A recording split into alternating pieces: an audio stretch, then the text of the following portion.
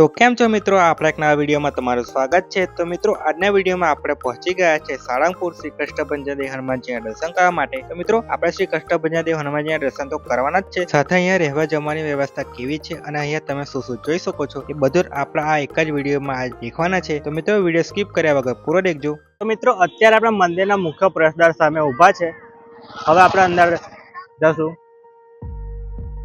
તો મિત્રો આ મંદિરનો મુખ્ય પ્રવેશદ્વાર છે, અહીંયાથી અંદર જવાનું હોય છે। આખો અંદરનો વ્યૂ છે। અહીં પેન્ટ સાઈડ પર તમને ઘણી બધી દુકાનો જોવા મળી જશે। મુખ્ય ગેટ થી આ બાજુ આવો છો એટલે અહીંયા ટુ વ્હીલ ને ફોર વ્હીલ ની પાર્કિંગ આવેલી છે।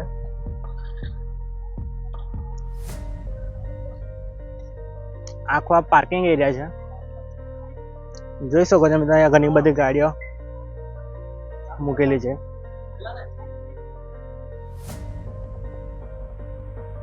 તો મિત્રો આપણે કાર પાર્કિંગ એરિયા પૂરો દેખી લીધો છે, હવે આપણે આગળ જઈ રહ્યા છે। તો મિત્રો આ બાજુ પાર્કિંગ એરિયા છે, આ બાજુ સીધા આવવાનું હોય છે। તમે આ બાજુ આવશો એટલે તમને તમારી ડાબી સાઈડ કિંગ ઓફ સાળંગપુર દેખવા મળી જશે, હનુમાનજીની મૂર્તિ। તો પહેલા તો આની વાત કરી લઈએ। તો મિત્રો આ રૂમો છે બધા, આખો લોકેશન જોઈ શકો છો તમે।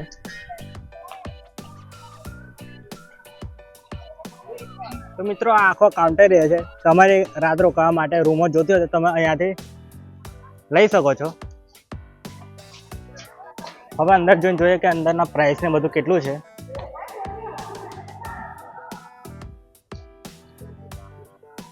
તો તમે અંદરનો વ્યૂ જોઈ શકો છો, અહીંયાથી તમે રૂમ લઈ શકો છો। આની ડિટેલ છે તમે વાંચી શકો છો, સમય ને બધું।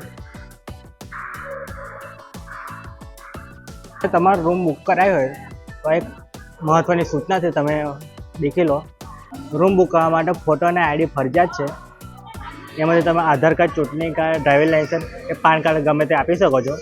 તો મિત્રો અહીંના રૂમની પ્રાઇસની વાત કરીએ તો અહીંયા તમને 500 કે 800ની વચ્ચે રૂમ મળી જવાના છે એક નાઇટમાં રોકાવા માટે। મિત્રો તમારા જે દેખી રહ્યા છે બધા જ રૂમો છે, આ ઉપલા રૂમમાં છે એ 500 થી 800ની વચ્ચે આવેલા છે।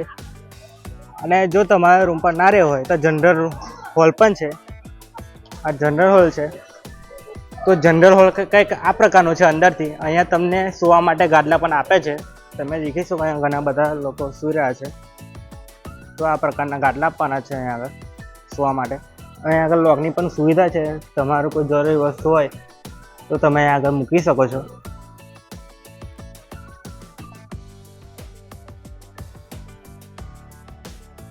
મિત્રો આ તો થઈ ગઈ જનરલ હોલની વાત, હવે અંદરના રૂમ કેવા છે એ આપણે દેખીશું। તો હવે આપણે અંદર જઈ રહ્યા છે રૂમો દેખવા માટે। તો મિત્રો આ પ્રકારના તમને રૂમ આપવામાં આવે છે, 500 થી 800ની વચ્ચે તમને એક આખો રૂમ આપવામાં આવે છે, અને સંડાસ બાથરૂમની પણ વ્યવસ્થા કરવામાં આવી છે। આ તમે દેખી શકો છો, એકદમ સ્વચ્છ રૂમ આપવાના આવે છે, અને સુવા માટે આવા ગાદલાની વ્યવસ્થા કરેલી છે અહીંયા આગળ। તો આ મિત્રો રૂમો છે અહીંના। તો મિત્રો અહીંના જે 700 થી 800 રૂપિયાની વચ્ચે જે રૂમો આવે છે આપણે તે પણ અંદરથી જોઈ લીધા છે। તો હવે આપણે જઈશું શ્રી કષ્ટભંજન હનુમાનજીના દર્શન કરવા માટે। તો જે રૂમ છે ને ત્યાંથી સીધા અહીં બાજુ આવવાનું હોય છે, તો સામે જ તમને શ્રી કષ્ટભંજન હનુમાનજીનું મંદિર દેવા મળી જશે। મંદિર સુધી જતા તમે રસ્તામાં મિત્રો ફ્રી વ્હીલચેર પણ મળે છે, તમે આ દેખી શકો છો, અને અહીંયા આગળ એમ્બ્યુલન્સની પણ વ્યવસ્થા કરેલી છે। તો મિત્રો બૂટ ચંપલની ઉતારવા માટે અહીંયા આગળ સ્ટેન્ડ બનાવવામાં આવે છે, બૂટ ચંપલ સ્ટેન્ડ। અહીંયા તમે તમારા ચંપલને બૂટ મૂકી શકો છો, ઘણા બધા લોકો અહીં પણ મૂકે છે। તો મિત્રો ઓલમોસ્ટ આપણે મંદિરે પહોંચી ગયા છે। અહીંયાથી તમે શ્રીફળ લઈ શકો છો, 30 રૂપિયાની એક શ્રીફળ આવે છે,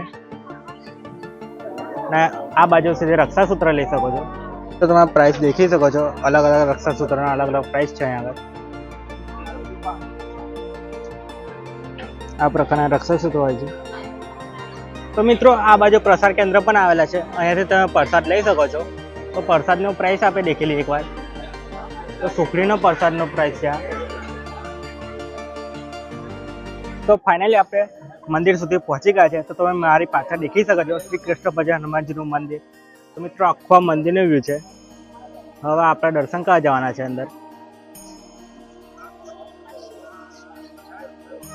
અને સામે આ ભોજનાલય પણ બનાવવામાં આવે છે, એ પણ આપણે દેખીશું આપણે. તો મિત્રો અંદર દર્શન કરવા માટે જવા માટે કંઈક આ પ્રકારની રેલિંગ બનાવવામાં આવે છે. અહીંથી રહીને તમે અંદર દર્શન કરવા માટે જશો. તો મિત્રો કંઈક આ પ્રકારની રેલિંગ બનાવવામાં આવે છે.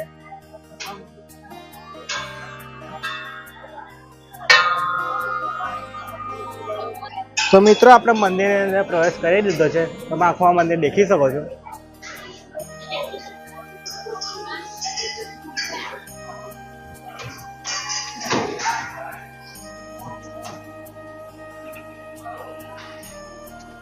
તો મિત્રો તમે શ્રી કષ્ટભંજન હનુમાનજીના દર્શન કરી શકો છો. કમેન્ટમાં જય શ્રી કષ્ટભંજન હનુમાનજી લખવાનું ભૂલતા નહીં.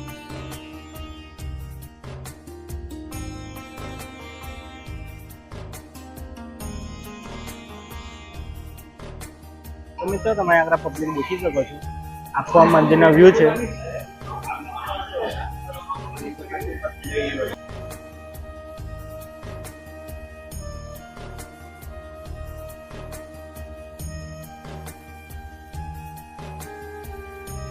તો મિત્રો કષ્ટભંજન હનુમાનજીનું મંદિર છે, તેની જમણી સાઈડ જોશો તો તમે શ્રી હરિ મંદિર પણ દેખવા મળી જશે. તો શ્રી હરિ મંદિર આપણે હવે અંદરથી દેખવાના છે. તો આ શ્રી હરિ મંદિરનો કંઈક બહારથી લુક છે. આખું લાકડાનું બનેલું છે અને લાકડામાં ખૂબ જ સુંદર કોતરણી પણ કરેલી છે. તો મિત્રો હવે આપણા શ્રી હરિ મંદિરની અંદર એન્ટર થઈ રહ્યા છે. તમે આ દેખી શકો છો પૂરું મંદિર. તો મિત્રો આ મંદિરને તમને આ પથ્થર પણ મળે છે, જેની ઉપર બેસી શ્રી સ્વામિનારાયણ સ્નાન કરતા હતા. તો અહીંયા આગળ આ ગાડું પણ છે. આ ગાડું શ્રી સ્વામિનારાયણ ભગવાનની પ્રસાદીનું છે. તમે આ ગાડું પણ આખું દેખી શકો છો.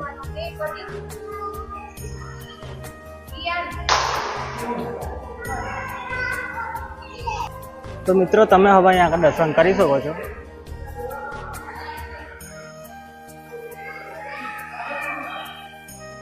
તો મિત્રો આપણે શ્રી કષ્ટભંજન હનુમાનજીના મંદિરના પણ દર્શન કરી લીધા છે, અને શ્રી હરિ મંદિર આવેલું છે એના પણ દર્શન કરી લીધા છે.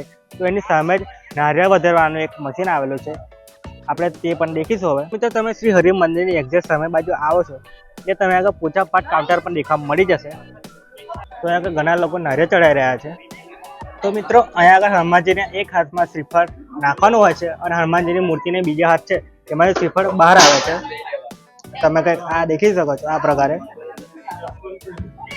અહીંયાથી નાખવાનું હોય છે, અહીંયા આગળથી ફોડેલું શ્રીફળ બહાર આવે છે. અહીંયા આગળ લોકો આખો શ્રીફળ નાખે છે, ફોલ્યા વગરનો. તો હનુમાનજીની મૂર્તિ છે એમની પાસે જ મિત્રો પૂજાપાઠ કાઉન્ટર અને પ્રસાદી જલ કાઉન્ટર પણ આવેલું છે. અહીંયાથી તમે પૂજાપાઠનું સામાન લઈ શકો છો, અને આગળ પ્રસાદી જલ કાઉન્ટર છે. અહીંયાથી તમે પ્રસાદ જળની બોટલ લઈ શકો છો. 10 રૂપિયાની એક બોટલ આવે છે, આ તમે દેખી શકો છો. અને એની જ જોડે આપણે હવે જઈ રહ્યા છે. તો પ્રસાદી જલ કેન્દ્રની એકદમ બાજુમાં મિત્રો તમને ત્યાં આગળ દુકાન મળે છે, અહીંયાથી તમે ખરીદી કરી શકો છો. અહીંયા આગળ તમને ઘણું બધું સામાન મળી જશે મિત્રો. ઘણી બધી મૂર્તિઓ મળી જશે, કપડાં મળી જશે. અહીંયાથી તમને સાબુ શેમ્પૂથી માંડીને બધું જ જોવા મળી જશે. ધૂપ અગરબત્તી, પહેરવા માટેની જ્વેલરી, આ તમે હાથે પહેરવા માટે અને ગળે પહેરવા માટે માળાને બધું લઈ શકો છો. આ મૂર્તિ કાઉન્ટર છે, અહીંયાથી તમે મૂર્તિઓ પણ લઈ શકો છો. આ પ્રાઇસ બી દેખી શકો છો. 4 વ્હીલર લગાવવા માટે પણ લઈ શકો છો. આ પ્રાઇસ ને બધું તમે જોઈ લો.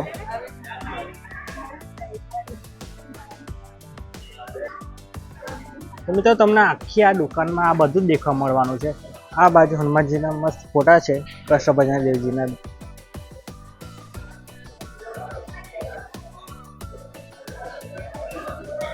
આ તમે તમારા ઘર માટે લઈ શકો છો.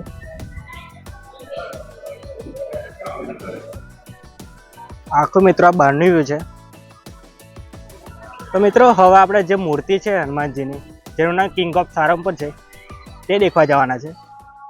તો મિત્રો સામે તમે હનુમાનજીની ખૂબ જ ઊંચી પ્રતિમા જોઈ શકો છો, જેનું નામ કિંગ ઓફ સારંગપુર છે, જેની ઊંચાઈ 54 ફીટ છે.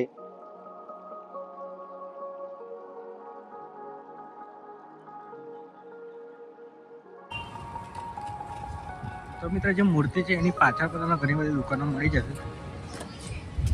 અહીંયાથી પણ તમે ખરીદી કરી શકો છો. મિત્રો હાલમાં આપણે ભોજનાલય અંદર જઈ રહ્યા છે. પ્રવેશ દ્વાર છે.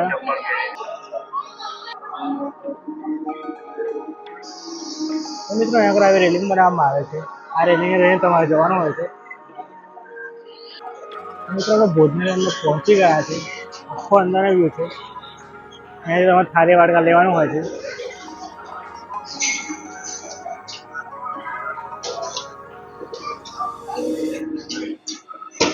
તો મિત્રો આખો ભોજનાલય છે. અહીંયા આગળ એક સાથે હજારો ભક્તો વિના મૂલ્ય જમી શકે છે.